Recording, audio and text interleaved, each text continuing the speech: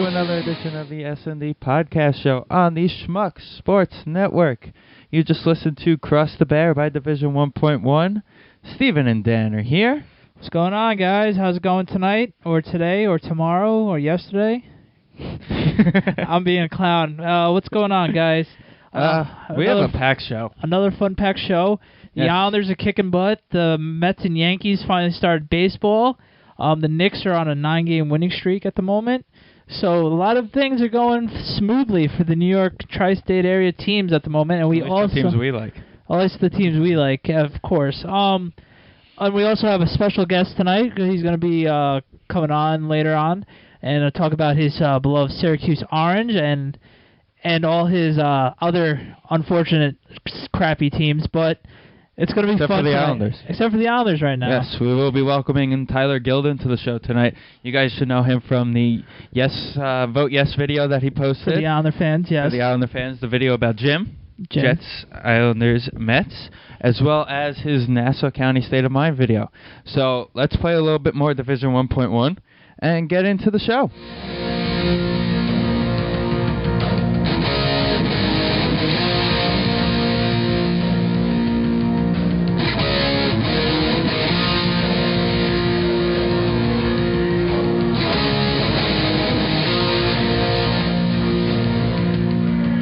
Back to the S&D Podcast. Dan here with Steve. We're going to shift gears to talk a little basketball right now.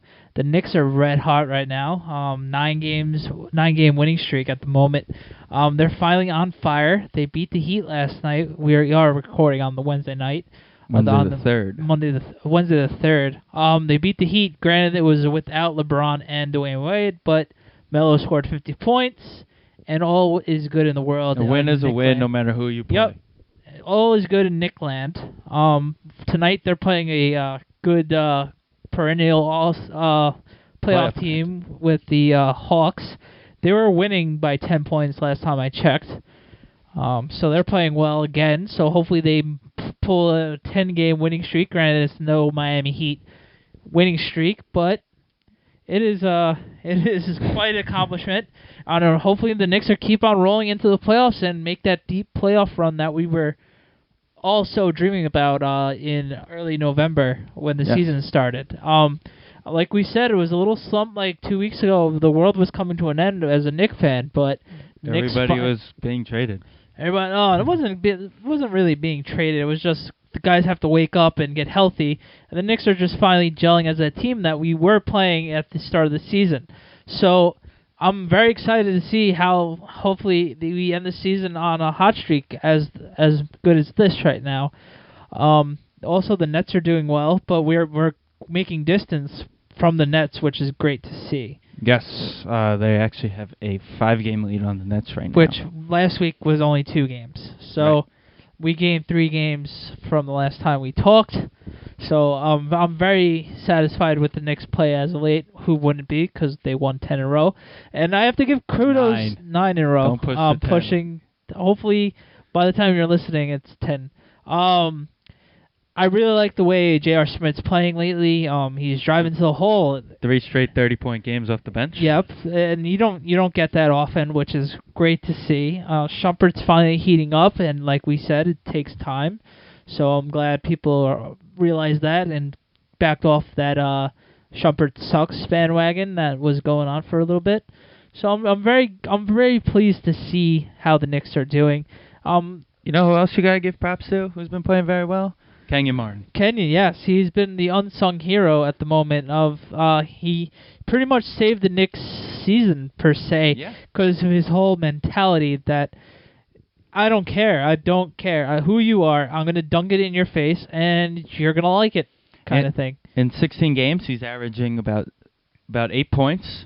About 6 rebounds a game. But that's what you need. We need that defensive presence and that intimidation factor. And he's averaging about 24 minutes a game. And when you put that with Chandler being back, you got 2 intimidation factors there up the middle.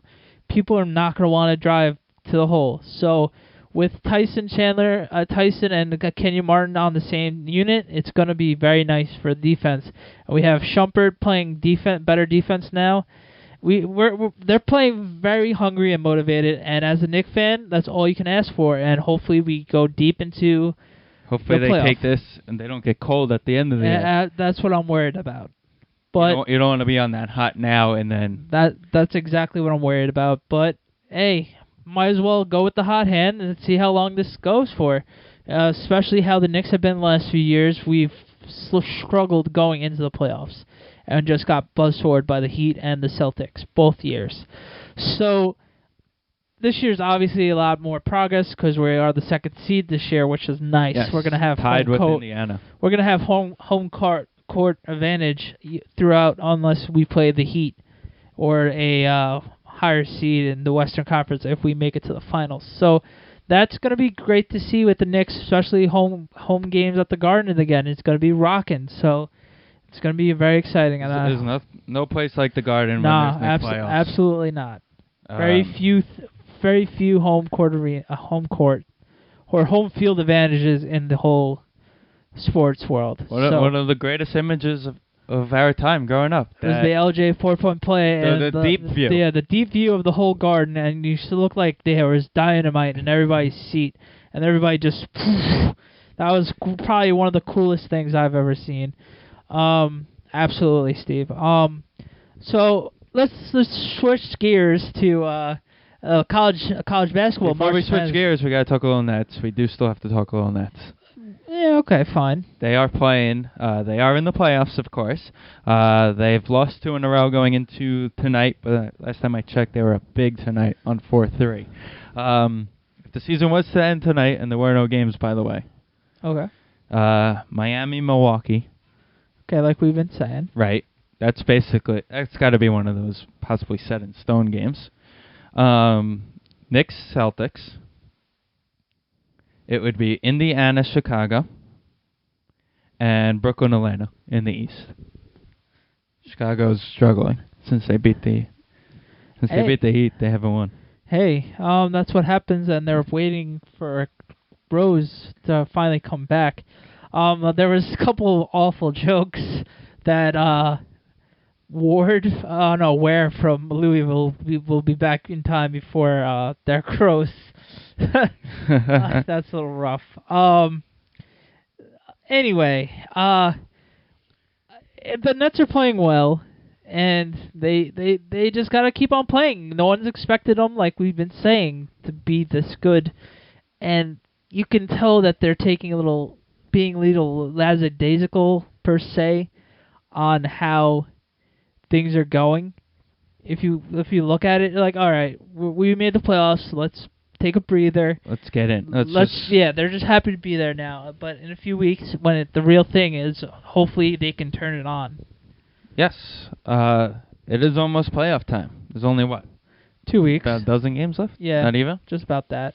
Final stretch is here. Yes, playoffs start. Final games are about April 17th. So that to look forward to. On the college basketball side, once again, thank you to everybody who's signed up for our bracket. We will be having the Final Four this weekend. Yes, and Steve's Michigan Wolverines are in it. That was me being silly and calling them a front runner and everything like that under the sun, and it turns out to be right. Yeah. So yeah, all right, good for you. And we will get into that later, of course, with Tyler, who's a big Syracuse fan. Yes, who has the lead right now, other than yourself? I am number 1. Do you get a T-shirt and your 10-minute spot? Do I? I don't know. Do I? I don't know. I might have to get in another host and you come in and call in. It's actually Andy, our good friend Andy, the creative Schmuck Sports son. I wonder if he doesn't want to come on. Boo. But he does want a shirt. Okay. So he will get a shirt, Andy. All right. Behind him is Better Than You, Dylan. Okay. Dylan. Way to go, Dylan. But he is got no chance at no more points. Okay. He's out completely. So we have, who's PM Gilbride? Pat, right? Pat, yes. Yes. And my friend Brian is also in 4th place. Tied for 4th. So those two are the quote-unquote 3rd place players. Okay. But anything can happen this weekend. Yes. I am rooting for Wichita State. Wichita State, let's go, baby. So that is that. Actually, this is the only bracket I didn't try on. Of course, I'm in first place for it. Yeah, go figure. I don't think you should be telling our viewers that, by the way. What do you mean, We're trying to get viewers, not, this guy doesn't give a rat's ass. I care. I looked. It's not like I didn't just pick teams. Anyway, stop ranting and raving. We're fighting like a married couple on the air. Awkward. Anyway, that's basketball this week. The Knicks got to keep on playing what they're doing. The Nets, same. They got to play a little bit better. And enjoy your March Madness. Yes, enjoy the Final Four, everybody. SNDPODCAST is in no way affiliated with, associated with, produced, or endorsed by the National Basketball Association or any of its affiliates.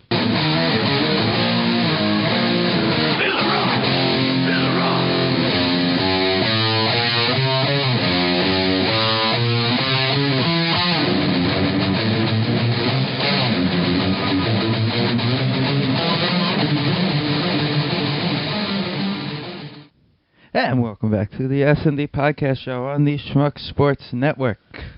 You just listened to some Cross the Bear by Division 1.1, another awesome song from them. I do know they will be hitting the studio soon and doing some new material. Nice. So we will be hearing that shortly. It's a little while from now.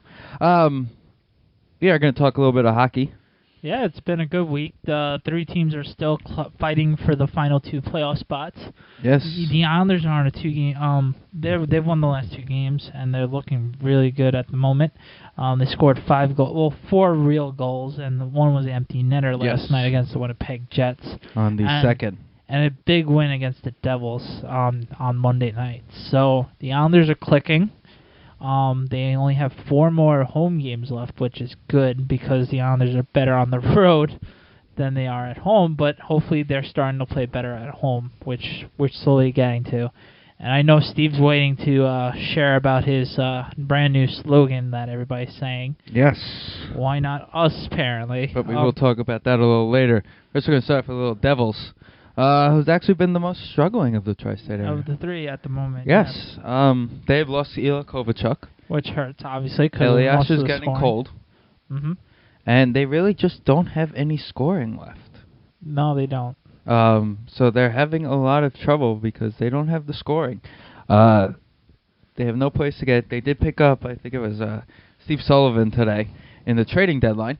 So that should be a big pickup for them. Hopefully he'll energize that team a little bit. Brodeur is back and playing basically on his head, trying to keep them in games. That's just typical Brodeur. So the Devils just got to find a way to score some goals or something. Yeah. It's going to be tough for the Devils. I can honestly say I can think they might not make the playoffs.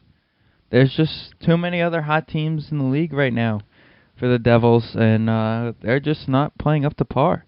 I mean, granted, the Islanders did play a team in third place in the East, and the Jets yesterday, who also have been playing very badly.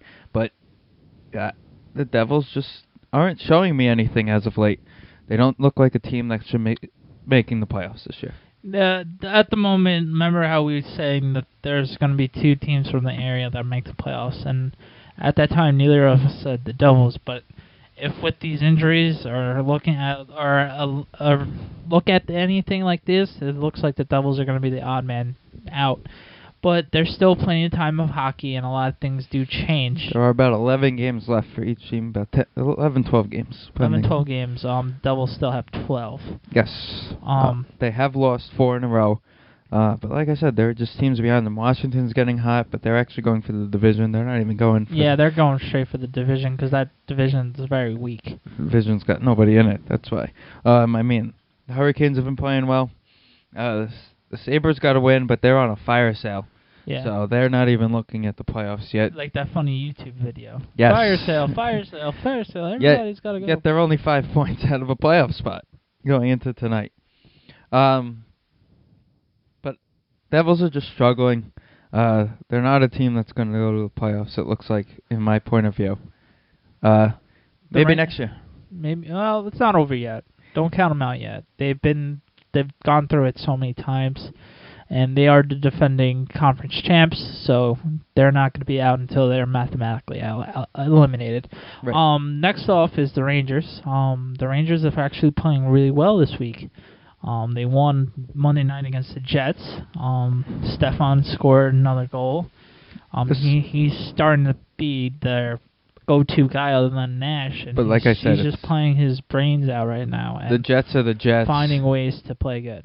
The Jets are the Jets. They're in that Southeast division that just is horrible, which is actually surprising because the Jets do have the toughest schedule because of all the traveling they have to do. Yeah, it's gonna next year. Next year is when they're gonna be legit contenders, and they don't have to do the crazy traveling schedule as you mentioned. But the Rangers, let's go back to the Rangers a little bit. The Rangers, unfortunately, got rid of Marian Gaborik today. Well, most people say it's unfortunate. Honestly, unfortunately, we knew it was coming because of the cap hit that's going to be taking place next year. And the way he's been playing, he just doesn't seem to agree with Tortorella this season. I don't know what it is this season, but opposed to the last few, he was playing just great under Tortorella. But something about him and Tortorella this year, they didn't see eye to eye, and that's why he was struggling, and he just couldn't get a right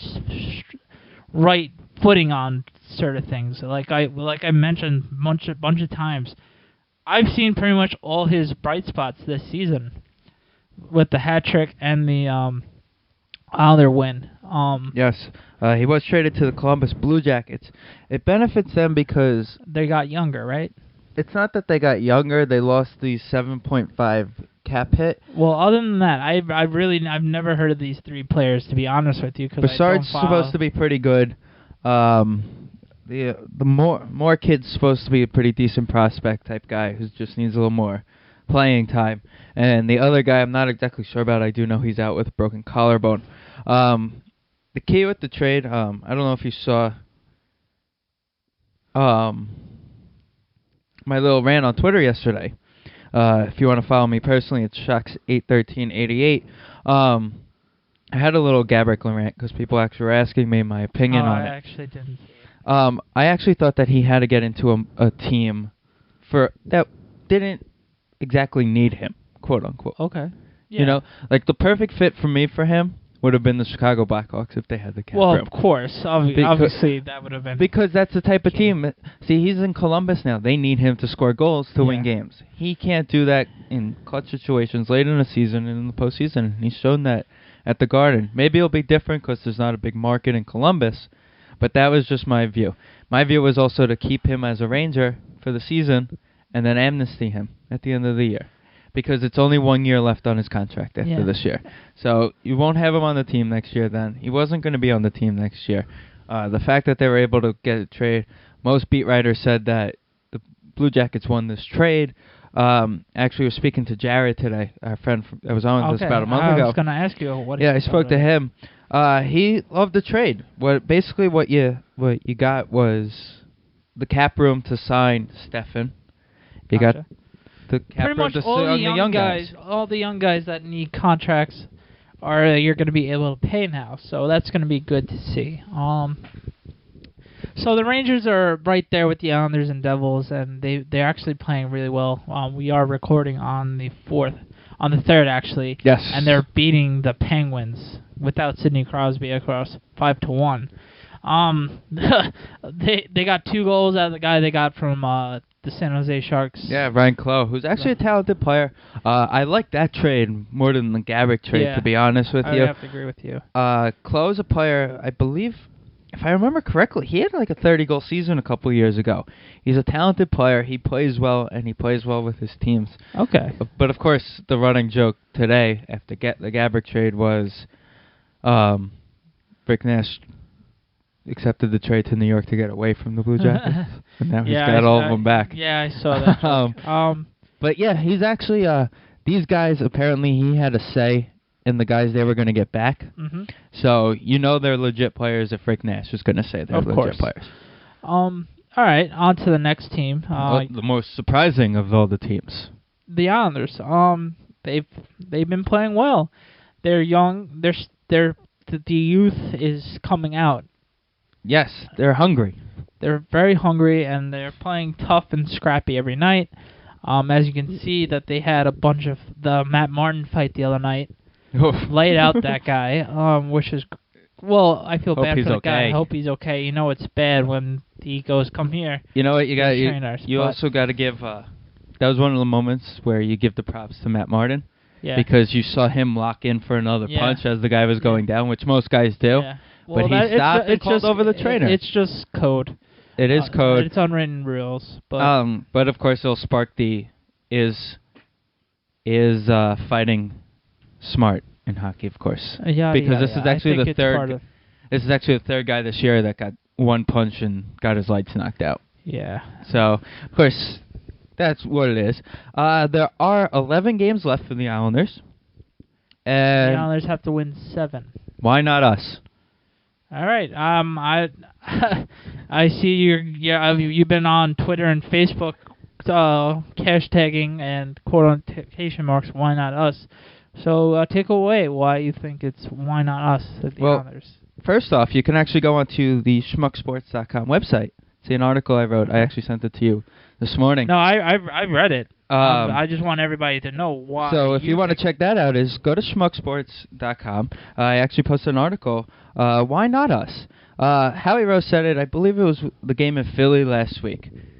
Why not the Islanders? There's no reason why they can't be. When you go into the year, everybody says, oh, it's just a young, scrappy team.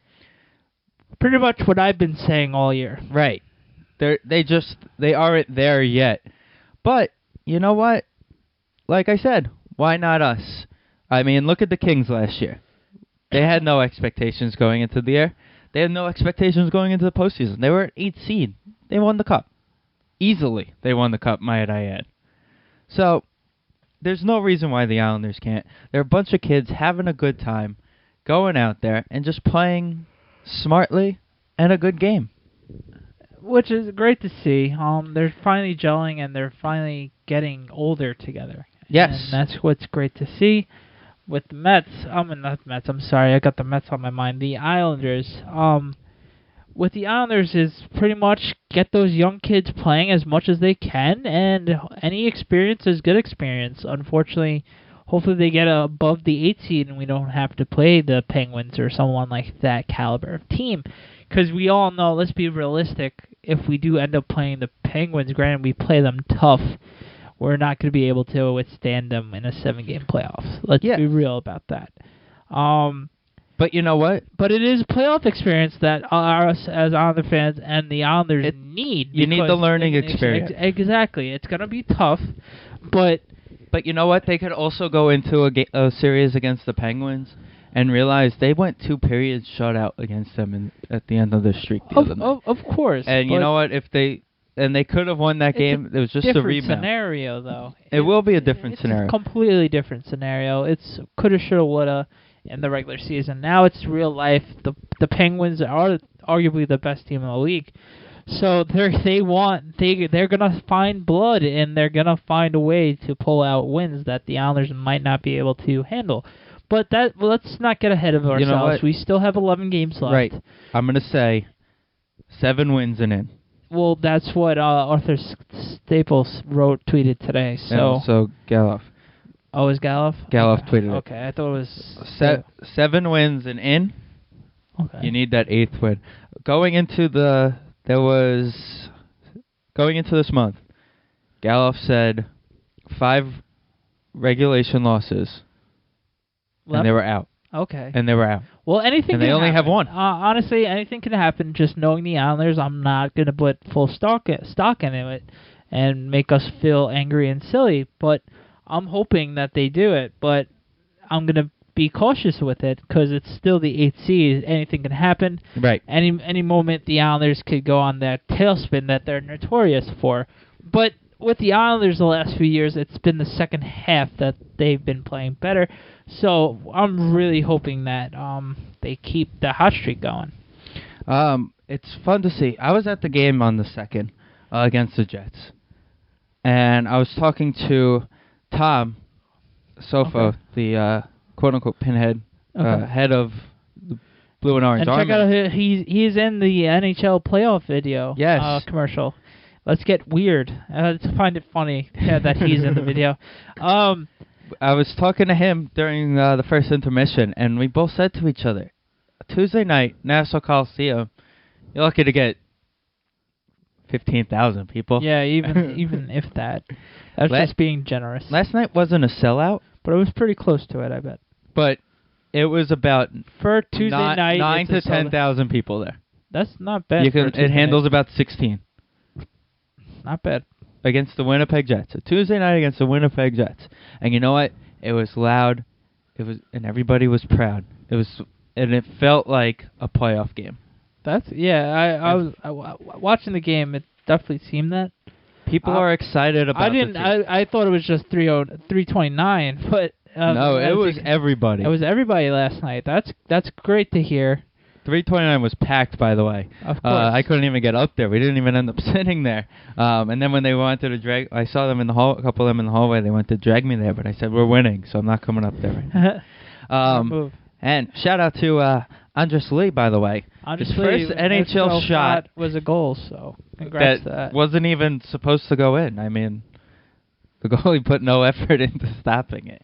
Well, also, shout out to Ryan Strome, who also got his first professional goal last night for Bridgeport. Like I said, it's looking very bright with the Islanders. I did that again. We're watching the Met game. Close enough. It's with them is what pretty much with them is that they got to get all those young guys in the minors, like the Nino Niederreiters and the Stromes and the Brock Nelsons and all of the world, to come up and we gel and we become like the Pittsburgh Penguins of the world and the Blackhawks. Those were how those teams fed. We're exactly what the what the Penguins were. The Penguins were gonna leave town, and they got Sidney Crosby and Malkin and all those other guys, right. And then they started to gel and win a cup and went to 2 cups, won 1, lost 1. But that's how you build franchises, and that's the key for success. And the Islanders are actually trying to do a good job, and hopefully those pieces finally gel and they contend in the playoffs for a very long time. And like you said before, going up against Pittsburgh would be tough in the first round. But remember Sidney Crosby's first playoffs ever. He got swept. Yeah. And then he got embarrassed. And you know what?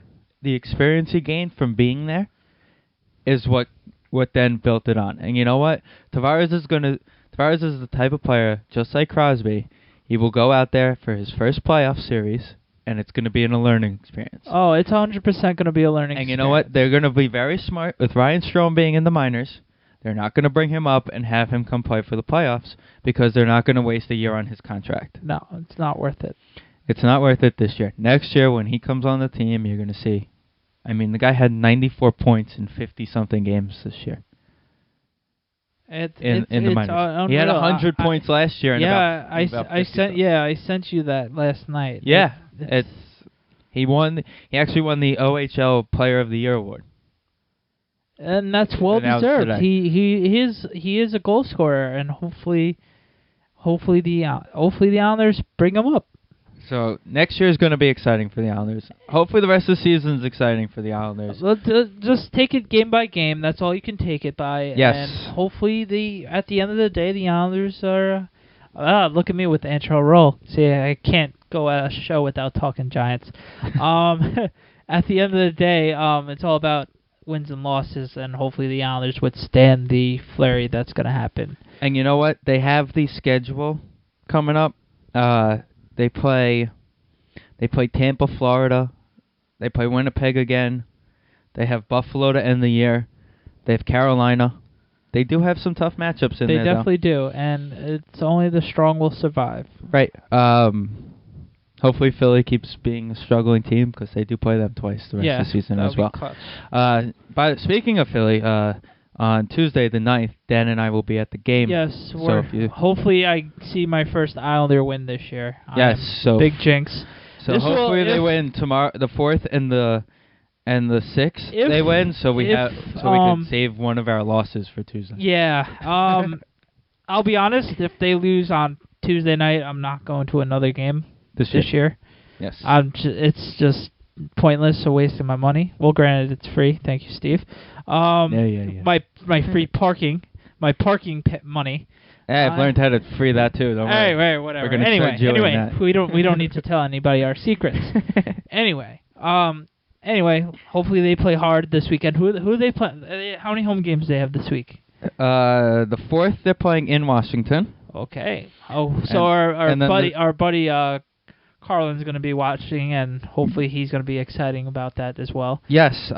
Saturday they have a home game against Tampa, Stamkos and the Lightning. Oh, you're excited. Who are you going with? A game with Laura and... The 4 of us. Oh, that's nice. Yes. Tuesday, the 9th. Okay, the game I'm going to. Yes, against Philly at home, and then they go to Boston on Thursday next week. Oh, so we got a little tough sledding. And then the Saturday game, but we'll get into that next week. Okay, yes, definitely. All right, so let's go Islanders. Yes, keep playing well, boys. Keep playing well, Rangers and Devils, and let's get this cluster keep on going for another week. And like I keep saying, why not us? Why not us? SND Podcast is no way affiliated with, associated with, produced, or endorsed by the National Hockey League or any of its affiliates. I was living right in Woodmere, went to Hewlett High School, go Bulldogs forever. Mercedes in the driveway, mezuzahs by the front door, everyone's a lawyer. Welcome to the South Shore, missions up the Chateau, say what up to Rosie. Better keep it down cause everybody's nosy. When I want a sandwich, hit up Tamburinos. Girls always be shopping up at Max and Gino's. Orthodox are everywhere, pay us down to the floor. No traffic on Saturdays when I hit the cheese store. Gotta try a Hewley, gotta get a bagel. Mother Kelly's garlic nuts always on my table. Girls are rocking solos, yeah they love their Ugg boots. When I wanna look fresh, gotta hit Caraco suits. Cars backed up on Broadway, I ain't even gonna try. Catch me at Peninsula, cheering with thumbs up guy. And welcome back to the S&D Podcast Show on the Schmuck Sports Network. Steven and Dan here, and you guys were just listening to a special song we used this week. Nassau County State of Mind by our good friend Tyler. And what's going on, Tyler? Welcome to the show. What's going on, guys? Happy to be here. So, let's jump right into it. Give us a little background on Tyler Gildin. Background on Tyler Gildin. Grew up if you hear from the song, in 5 towns in Hewlett, Nassau County. Went to school in Syracuse. I'm hearing a little bit of an echo right now. Is that just in my side or no? We good? Your side. Okay. Well then, I went to school in Syracuse, and now I've been doing comedy in the city. Awesome. How did you get into comedy? How did I get into comedy? I guess always been into it since I was young. Always enjoyed telling jokes and making people laugh. And I went to, in Syracuse, I went to Newhouse, and I was a television, radio, film major. So I kind of learned a little bit more about, the business side of entertainment and film and TV as well. And it just even heightened my interest in it more. And so I figured, why not finally just, take it to the stages and try and make it in comedy. Absolutely. I remember Tyler, we all went to high school together, and Tyler always had everybody laughing. So I'm so happy for him for his accomplishments so far. He's definitely blooming. Didn't you open up for Gilbert Gottfried the other day? I did. Yeah, I was up in New Paltz 2 weeks ago. Got to open up for Gilbert Gottfried. Yeah, which was a lot of fun. It was great to be just at a university surrounded by college kids and just missing and wishing I was still in college. But yeah, no, it was a great show. Packed house. He was hilarious and really nice guy. Actually, you wouldn't think so. Not that you wouldn't think so, but from his onstage persona isn't necessarily his offstage persona. Very mellow-mannered, nice guy. So one of the videos that you made is called Jim. So why don't you give us a little explanation on what That's actually Jim my favorite video, since we can relate to 2/3 of it. Right. Well, see, because you're a Giants Islanders Mets. Yeah, fan, right? we're the Spanish version. We're Jim with the Jim. Right. Okay. Right. You're a Gim. You're a Gim. Yeah.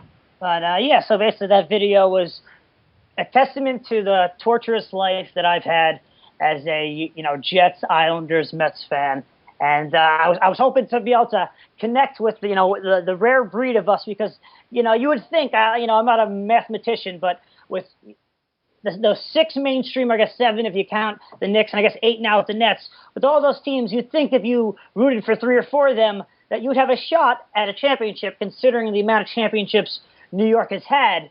Yet it has just managed to be only the opposite teams that I root for that are able to get these championships. Absolutely. I might as well go for the first team, the Jets. What's your take on the drama that is the New York Jets? I mean, the Jets are just...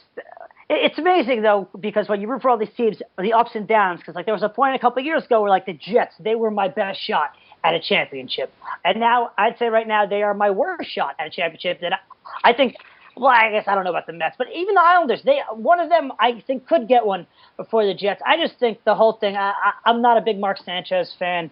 I just think that he just doesn't have what it takes. And Rex Ryan, I guess they cleaned house, but they kept around Rex, and I feel like he's going to be it's a lame duck year for him. Where they say it's not, but the truth is, I mean, if they don't have a successful year this year, I think Sanchez and Rex, the same way they, came in together, skipping and holding hands, they're going to, go out together the same way. But I mean, hey, I would love to have a great season this year. I'm still going to root for them, but I have to say thank God that I'm so into fantasy football, because that will be the team that I could root for and potentially win a championship with, opposed to the Jets right now, unfortunately. Absolutely. I'm going to follow up with that, saying that you don't like Mark Sanchez. Were you one of those guys that didn't like Mark Sanchez from the get-go, or he just started to suck and then you don't like Mark Sanchez now? I mean, that's the problem. Yes, when you're an athlete in New York, people love you when you're great and they hate you when you're bad. I mean, sure, when he took us to back-to-back AFC championships, he was the man. But then when you keep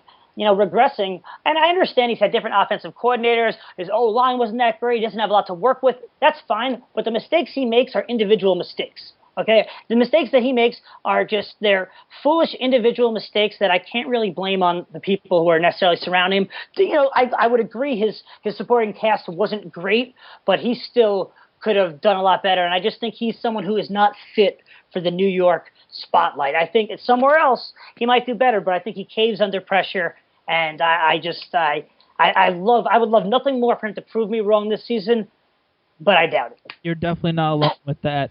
Definitely not alone. Plenty of Jet fans want him to prove them wrong. Right, yeah, listen, I have no problem. If he shows up and he's, killing it this season, I'll be his biggest fan. But, I really, the whole Tebow thing put such a bad taste in my mouth. And I really have unfortunately bitter things to say about the Jets. Though I do think, with Isdick coming in, I think that they are going to try and, rewrite the path and change the ship a little bit. I think, the Jets had their prime chance to win. They went to 2 back AFC championships. That was that team's chance to win. And I think, the cycle, it goes up and down. And I think now they're on the downswing. And hopefully he could right the ship a little bit. And who knows, in the next couple of years, they could, be back up top. You never know.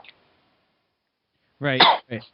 You also, the last team you bring up on the thing, we're going to talk Islanders later because they are the hottest team. Oh, the 3.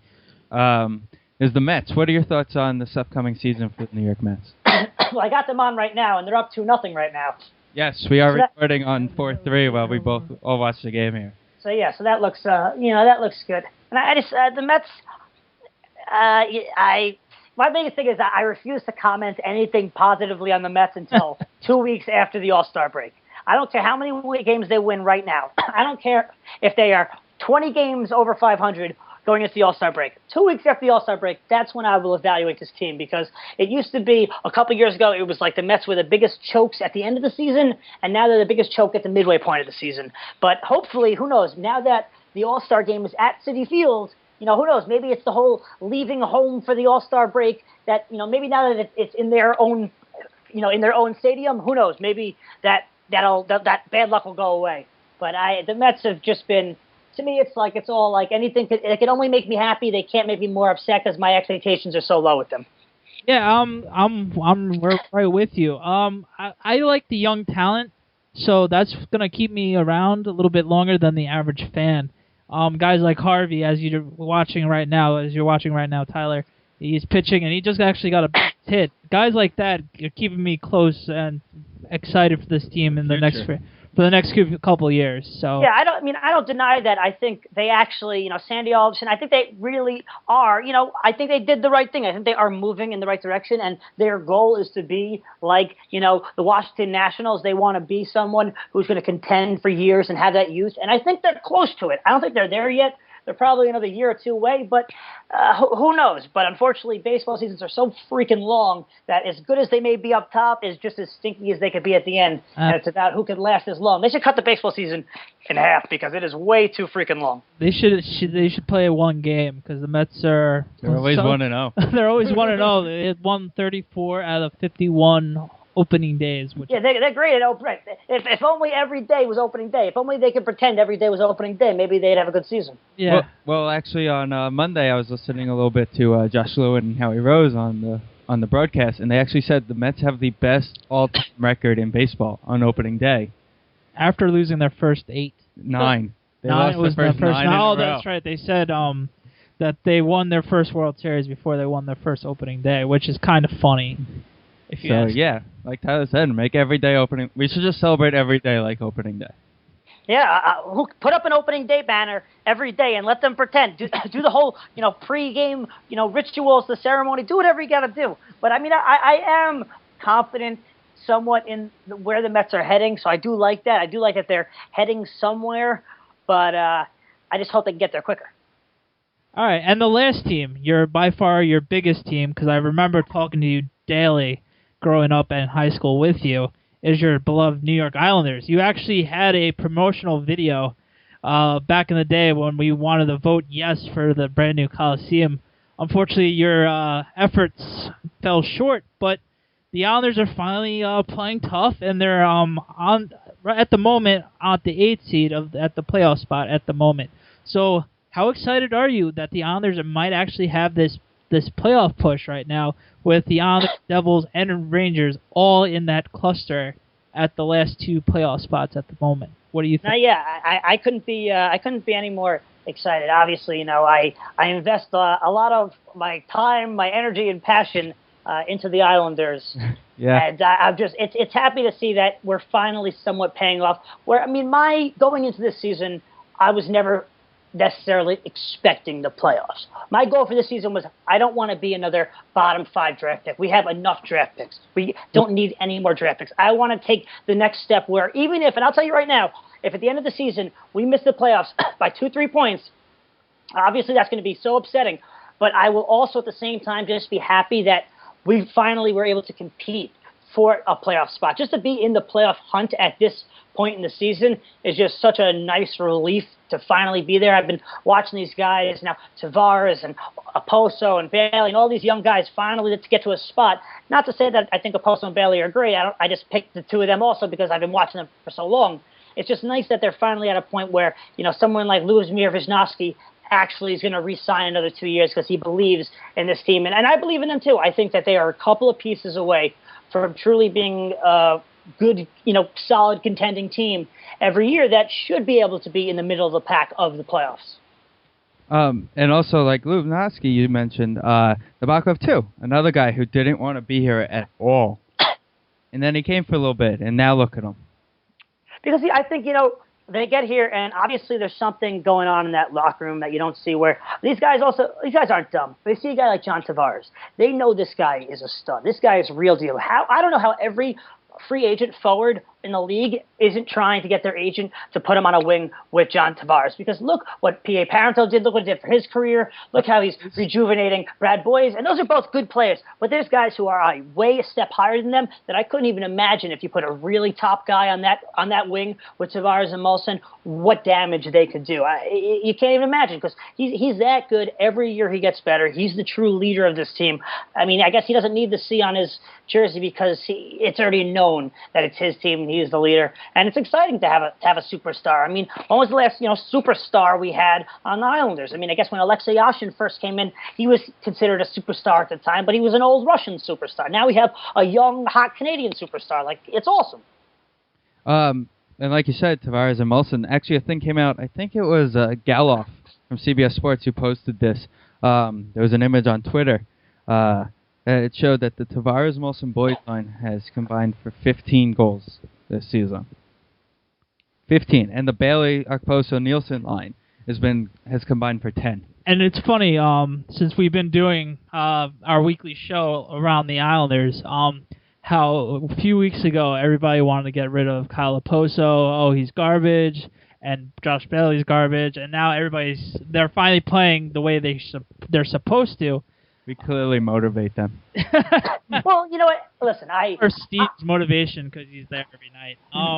I'm still not fully sold on Kyle Okposo and Josh Bailey. I still think that to me, if I was trying to trade up, those are one of those two guys would 100% be in that deal because they are someone who people are still young and teams could find potential for, and they could find a good fit somewhere. I find that they're too inconsistent of players. I think that they're good when they're great when they're great, but then they play very bad and they're very, they're just up and down streaky guys. I think of the two, I think Bailey's got more of the natural skill. But Okposo, sometimes it's like he's a chicken with his head chopped off. He's just going around in circles. He's a strong guy in the puck, and when he makes a great play, it's great. But sometimes I find him inconsistent. But I don't want to say any negative things right now about them because right now they're playing well. But I'm excited for the future guys who I hope will be taking their spots. Right, like Ryan Strome, who actually had his first professional goal last night, as well as Andres. I got to make sure I get that right because I always said it was Andres Lee. No, yeah, I think Lee, I think Strome, I think Brock Nelson, I hope Nino Niederreiter, that those guys, you add them to the core that we have, and we should be a force to be reckoned with for the years to come. We should hope, but prospects are only prospects. Until they start playing and proving it, they're just prospects. But I do think Strome is 100% real deal, and I'm very excited to see him on the team next year because there's no reason to think that from his numbers the last couple of years in the OHL, there's no reason to think that he shouldn't be a high top caliber player in the NHL. Right. Basically, what I said yesterday when I saw that Strome was going to play last night for the Sound Tigers, their first line could actually be the future second line of the New York Islanders. Their first line was Nino with Nielsen in the middle and Strome on the other wing. Wow. No, wait. That's what's interesting was that they put Strome on a wing. Is that instead of putting he's a natural center, but they put him on the wing because apparently maybe they think Brock Nelson is the more of the natural center of the two. But I thought that was interesting. Also, I saw that the three of them were on a line. I mean, and that's the line that Islander fans should be foaming at the mouth over. That line does. I mean, it excites me like crazy. That line. They actually moved Strome to the wing because they know he can play any position, unlike Nielsen, who is the natural center. So they trust Strome moving to wing. Also, they think that... But they also think he's more of the natural goal scorer as well, right, on top of that. What's interesting is it might actually be... apparently one of the plans might actually be to move Strome to wing permanently and have him on the Molson Tavares line in the That future. would be beautiful to see. Well, they have a lot of centers. They have a lot of centers in the organization right now. Right. So I could understand that if they felt that Brock Nelson was ready to be a number two center next year, or if they brought in a number two center like we've been hoping they would do for years, then who knows? I mean, hey, I would love to see Strome up there with Tavares and Molson. Team's exciting to watch. There is another team that we know you're a big fan of that this week alone I am not a big fan of, personally. And I know you were in D.C. I was in D.C., yep. That was great time. It was a lot of fun. It was very cool to be there to see them advance to the Final Four, and I'm hoping we can beat you on Saturday night. I don't know. We are talking about the Syracuse Orangemen going up against the Michigan Wolverines Saturday night in Atlanta in the Final Four. I got the orange. I know you got the orange because you're a Big East guy. Yeah, I definitely got the orange. But I'm excited about the game. I know that you guys have that tough zone, but Florida played a tough zone, and we still were able to put up like 60 points in the first half. I don't even remember what it was. They were going crazy from three, Michigan. But I am very excited. Are you going to Atlanta this weekend? I'm not going to Atlanta. I think the deal I made with myself was that if we won Saturday, I would do what I could to get there Monday. But I did think it was aggressive for the whole weekend. So I was just in D.C. last weekend, so I got all my buddies. We're going to watch it at a bar in the city Saturday night, and we figure if we win Saturday night, we will see what we could, scrap together to try and get down there for Monday night. But first we got to win Saturday. You did go to games at the Carrier Dome, I'm sure. Obviously. That's a silly question. What do you think is the impact of playing in the football arena compared to a normal basketball arena like the Carrier Dome? I don't know if there's much of an impact. Well, they fit more fans. I think Syracuse has the record of like 36,000, whatever, at a college basketball game. So it's pretty cool, and it does get very loud in there, despite the fact that it's a large dome. That it's really, I don't know if you've ever been there, but they basically put a giant curtain in the middle that blocks off the other side of the football field. So it's definitely a little strange, and if you walk in there for the first time, especially. But once you get used to it, it's not bad. And I think they like that they can pack it with so many people. They like setting the record for the most amount of people, and it's crazy. People sit literally on the other side of the curtain, like all the way on the top. They'll sell like almost all the way to the other side, the other end zone. And people want to get in there because they just want to be in the building and feel the energy. So I think it's cool. It's definitely a little bit off. And I don't know necessarily if I'd want them to have their own. They used to have Archibald Stadium. They had their own basketball stadium. But I don't know if I would prefer that anymore. I think I know from what I know. And I had great time every time I was there. So I got no complaints. All right, as me and Steve are Facebook friends and Twitter followers of yours, and we always see you with someone big from Syracuse. Like, was it either you dressed up as Otto, the mascot? Hopefully no kids are listening and scarred. And then there's an interview with you and Jim Boeheim. What was your... Tell us if, maybe one awesome story you have about Syracuse. I'm sure you could have sports-wise and that children can listen to. Well, obviously we're going to talk. It's one time I met this girl. No, I got to host. I emceed Midnight Madness in 2011 in the Carrier Dome, which was really cool. It was a cool thing to do. I'm not used to. That was definitely the most people I've ever been in front of. On a microphone, but it's not the standard, stand-up situation. It was more of just kind of hosting and trying to yell over all the noise of everybody else. But it was definitely cool, to be on the court and to meet all these guys. And I was lucky. The year that I did it was the year that at the time was the NBA lockout, and so they had it. It was an alumni celebration. So they had all Hakeem Warwick was there, Carmelo Anthony was there. I mean, they had all their alumni. Johnny Flynn was there. So it was really cool because it wasn't just the actual team that I was getting to meet and interact with. It was some of these alumni, some who I was there for Wes Johnson and Johnny Flynn to watch them, and some of the other great guys of Syracuse greats. So it was definitely very cool to meet a lot of these guys and get to interview some of them, though it was very awkward because it was loud and the sound system wasn't great, and I was trying to lift the microphone up to some of these guys, breaking my arm trying to lift the microphone up to them because they're so freaking tall. But it was fun, and it was a good time, and I'm glad I got that opportunity. That's awesome. Oh, was Jerry McNamara there? You can't talk about Jerry Mack. Yeah. No, he's an assistant coach. He's an assistant coach for the Orange. Wasn't aware. So, no, he was actually was really cool. He's a really nice guy. The next day I was at Varsity, which is a big wings and pizza place on campus. The day after, and he actually came up to me and he was like, "Tyler, right?" And I was like, "Yeah." He's like, "Great job last night." So I thought that was pretty cool that he actually remembered who I was and sought me out to say that to me. So that's my my Jerry McNamara experience. So I'm a big fan of his. Who's taller, you or him? He's got me. Oh, shucks, so close. Not really not so close. I know. But it's you can't be really 5'6" and be too much of an impact basketball player. So he at least he must be 5'10", something like that. You know what, he gave you some great memories with the Big East tournament that one year. He had a couple of huge shots. No, they love him up in Syracuse. I mean, he's an assistant coach. He's one of the great ones. And I think he still lives in the community. People in Syracuse are big fans of McNamara. So, what do you think now that the Big East is no longer the Big East? What do you think about the move to the ACC? do you think? How impact will it have on the Syracuse basketball org? I mean, it's definitely strange. And obviously it was really all to do with football. It didn't really have much to do with basketball.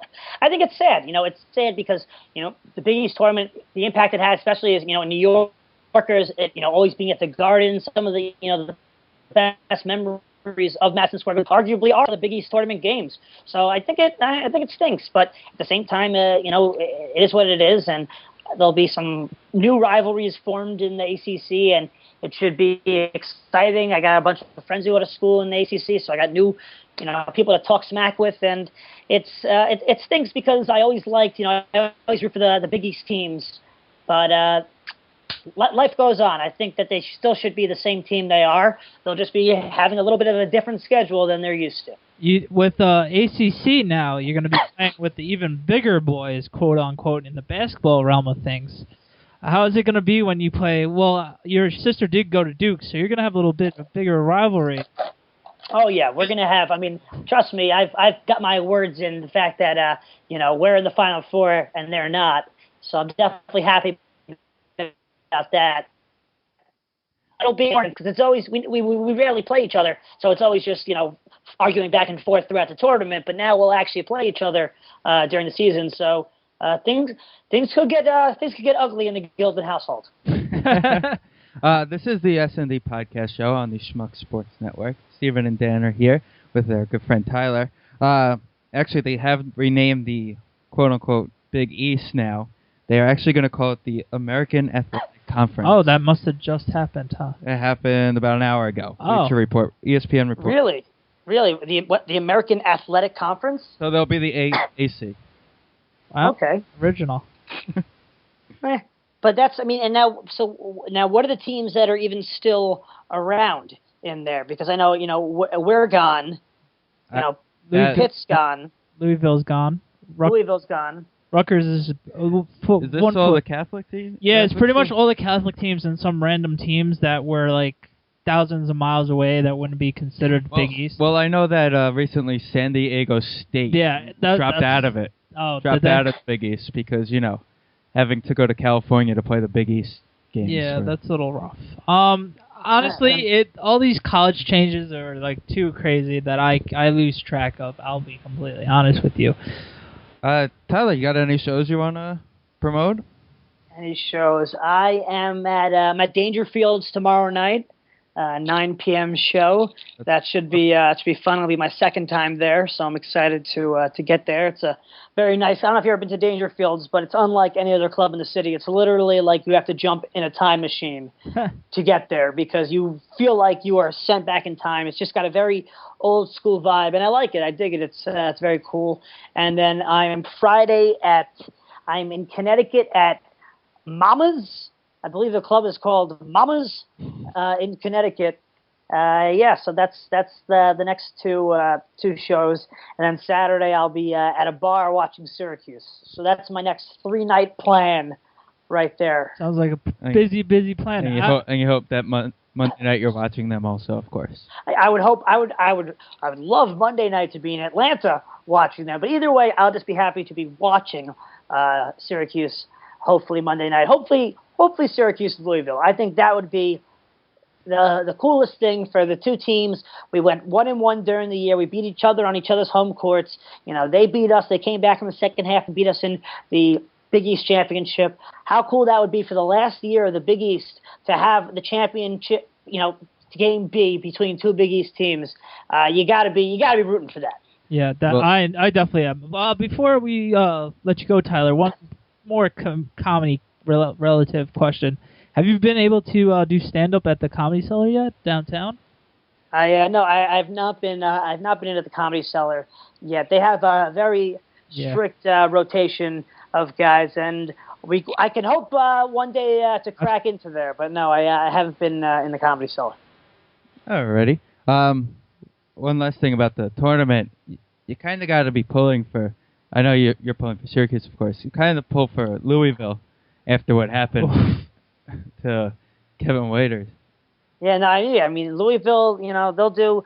They're breaking legs to get in there. They really want to get into that tournament. that was mean. But yeah, that was. I still have yet to see the replay. You don't want to. I know. You have to. That's when you become a man.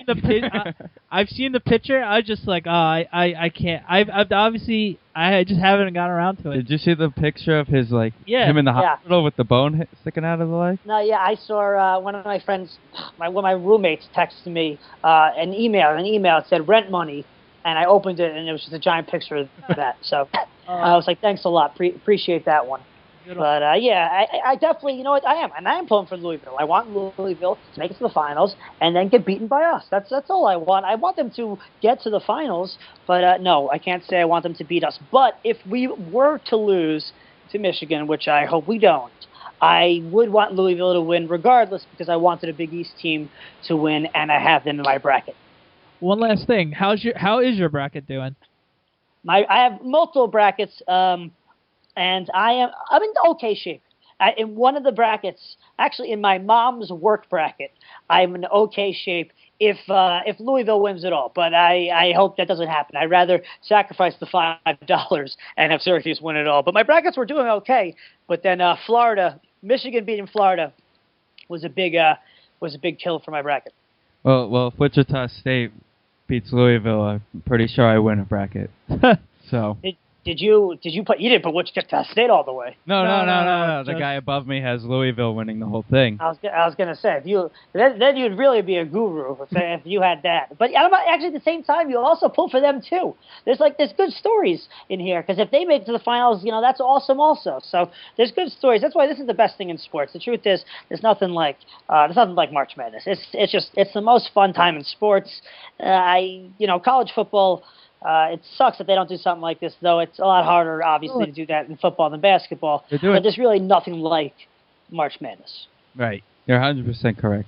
Well, we would like to thank Tyler for joining us today. Thank you, Tyler. Definitely check him out on Facebook, YouTube. He's also on Twitter. He's always posting about shows. We're going to hook him up and promote some of the upcoming shows for him. We're going to try to see Tyler at one of his shows. He's a pretty funny guy. We've definitely known him for a very long time, so he's one of the funniest guys I know, hands down. So let's play a little more of his song, Nassau County State of Mind, and we'll go into a break and come back and finish this up. Thanks, Tyler. All right, thanks a lot. Had a good time. Thanks a lot. Roosevelt Field Mall. They say we obnoxious, our attitudes are shitty. I guess they never met a kid from New York City. Got a house in the Hamptons, apartment on the east side, while everyone's homes are being repossessed nationwide. Nassau is the place to go, ain't no place I'd rather be. Westchester's for pussies, nothing stinks like Jersey. There's nothing that you cannot pretend to be, because it's so easy right here in Nassau. All right, welcome back to the S&D podcast. You just listened to Cross the Bear by the Division 1.1, and you also can check us out on schmucksports.com, and you check out all the articles. I know Steve wrote an article about the honors. Just posted. Nice. Congrats on that. I know he worked really hard on that. 1 a.m. We're gonna switch gears. Finally, the first week of baseball is here. I'm very excited. I've been waiting for this week since football. Finally, my second sport has come to fruition, and the Mets actually had a great home opener. They won. They blew out the San Diego Padres, 7-1, and it was just great to see the Mets atmosphere. There's just a gritty team, and they might not make the playoffs this year, or win many games this year, but they're going to be fighting to the absolute last out. Well, until the All-Star break, at least. Like Tyler said. I'm very excited to see that. Neese played lights out like he always does. I actually like John Neese a lot. Steve actually likes him as well. He has a player T-shirt, so he likes him. Yeah. You gotta earn a player T-shirt. Yeah, you do. That's how we roll. Anyway, the Mets played absolutely phenomenal, and it was very nice to see. Like we mentioned with the Tyler interview, that the Mets have won 38 of the last 51 opening days in their history, and that's pretty amazing. First nine. And they lost their first 9, and that's really something to say. So the Mets like to play opening day, and I wish it was more every day, not just opening day. With that, onto the Yankees. The Yankees, unfortunately, their injuries are looking and showing really quickly, and they looked pretty awful on opening day. Very un-Yankee-like. CC didn't look good, and they gave up a bunch of runs early in the game. Then the bullpen imploded. I think the Mets and Yankees swapped jerseys on Monday, because that was such a typical Met loss for the way the Yankees lost. They said that there were more fans at the Royals game for 9 innings than there was at the Yankees. Yeah, there was a lot of pictures floating around the internet of how dead it was in the 9th inning, and that's not good. The Yankee fans are supposed to be the most knowledgeable and loyal fan base, and it's opening day, and everybody left. I know that your team's got your butt kicked by your division rival and your big rivalry, but you got to stick it out and tough it out. But like I said, the Yankees are the Yankees, and they're going to find ways to win games later in the season. It's just opening day. I actually saw a funny meme this week, today actually, of, they showed this one guy 5 years in a row. They're too old, and next to it was the division. And the Yankees were either division winner or the wild card, and it just shows that it's 162 games, it's a marathon, not a sprint, so the Yankees are going to find their groove like they always do and win some ball games. And as excited as we are being Met fans, it is the 3rd, and we are 2-0. 2-0. Yeah. But we did start last year 3-0. Yeah, it really doesn't. It comes down to the All-Star break as a Met fan. Right. The Mets are normally good at the start of the season, and you know what we should suggest? Start during the All-Star break. We should. Just All-Star break on. Yes, I wish that was the scenario. You would go insane. I would. Waiting for baseball. Yeah, that would be phenomenal. Anyway, that's our baseball. It's going to be a lot more in depth, but it was only one game played so far since our last show. Our baseball preview show is still up if you want to check that out. Yes. Tommy and Mike did a phenomenal job. And we will bring them back later on in the summer to talk about their respective teams, of course. So and I know Dan's got some great ideas to do with baseball. Yeah, I have a bunch of baseball ideas. A little more into the season, we'll get more into baseball, especially when hockey and basketball are winding down. We're going to switch gears now. WrestleMania weekend is this weekend at MetLife Stadium, and for everybody who's going to be going, it should be a fun time. Whoever's going, I'm going to be there with my cousin. I'm excited. It's going to be a very good card. I know people are like, are you seriously talking about WrestleMania? But I'm actually really excited. This is the first time I'm going to a wrestling event since I was 9, so it's going to be really cool. There's going to be a lot of matches, like The Rock versus John Cena. Everybody's going to yawn, but I think The Rock's obviously going to win. We'll get into that in a second. Keep going through the card. CM Punk versus The Undertaker. The Undertaker has his 20-0 streak at WrestleMania on the brink. They're going to have Triple H, Brock Lesnar fight. No holds bar. If Triple H loses, his quote-unquote career is over. It's been over 4 times. It happened 4 times, and he's married to Stephanie McMahon, so obviously that's not going to happen. Then it's going to be Team Hell No versus Dolph Ziggler and versus Eddie, his big black guy manager. So it's going to be... I would have never known. Big E Langston and Dolph Ziggler in a tag team match for the tag titles. Isn't the Rhino guy fighting? Yeah, I was going to get to that. Then the next match, the other match that people actually really care about, is The Shield versus... Sheamus, Ryback, and Randy Orton. That's gonna be a very exciting match. They're not really gonna care for each other, and they're just gonna destroy each other, which is gonna be awesome. Quote unquote destroy each other. Well, wrestling is real to a point. It's still real to me, damn it. I know. It's not real. Obviously, they know what's happening, but they do get their asses whooped. And another match is Del Rio versus Jack Swagger. Jack Swagger is he's becoming the most hillbilly. Yeah, he is pretty much a Tea Partier, and yeah, even though Tea Partiers don't like his acting, he's becoming the world's like everybody hates him. He legit like whipped Del Rio the other night. It's really bad. Okay, so I'm gonna go through the big three. Yeah, and just you're do the gonna, big three. We're gonna get your predictions from All them. right, You're gonna be our Evan Roberts for this. All right, let's do this. Punk Taker. I want to say Punk, but they can't have Taker lose WrestleMania. Just not gonna happen. But I'm rooting for Punk. Okay, so what's your prediction? But that's my favorite match. So what's your prediction? I think Punk's gonna win. Okay. But obviously I'm gonna lose, and Taker's gonna win. Obviously. Triple H Lesnar. Obviously, I. How long until Lesnar breaks his arm again?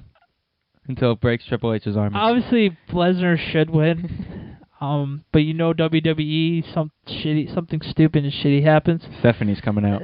Something stupid's gonna happen, and everybody's like, "Oh my god!" I'm gonna go with Lesnar, and he's gonna break his arm again. Over or under a minute? That's the better question. I remember we were watching SummerSlam, right? Yeah, it was gonna be a 10-minute fight. Rock Cena. Or should I say G.I. Joe versus the Marine. The Marine. I'm going to go... it's going to be weird. I think Cena's going to win, and I think Cena's going to go with the heel turn. I was watching Raw the other night, and he's just having... Like, people are starting to hate him and chanting boring, which is rightfully so, and I kind of agree with them. But they're getting old. It's getting old, and you can't have a champion... But The Rock's going to win, but I could see Cena winning because they get the